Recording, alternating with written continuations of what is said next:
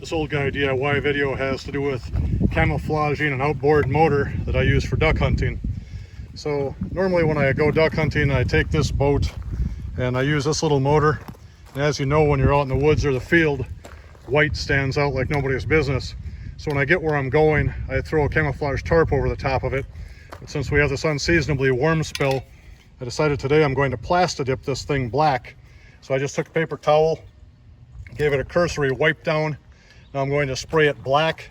And then a nice thing about PlastiDip, this rubberized coating, is when you decide to take it off, you can just peel it off with no problem.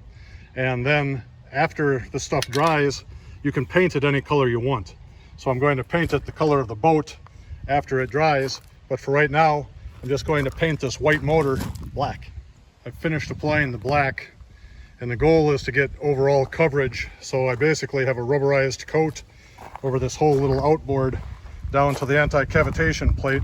I figure there's no sense in doing anything beneath that because the resistance of the water is going to tear the PlastiDip off anyway. But I just wanted a full coverage, so when I paint this thing some other color, that paint will come off someday when I decide to peel the PlastiDip off. So we have her covered up. I'm going to go work on something else for about an hour. I'll come back and paint this a tan color. It's been 40 minutes. This thing is dry. So now it's time to paint it tan, and then I'll put some little stencils on it. After painting the whole thing tan, I just grabbed 3 random leaves that were in the woods, taped them together. I'm using that as a little stencil. I just set it on there, shoot some forest green around it. That should break it up a little bit. Here's the finished product.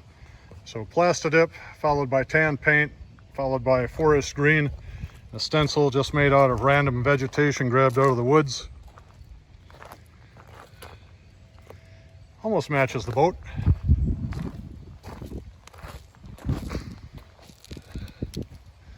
I think it looks pretty good from a distance. So I hope this little technique helped you, and have a great day.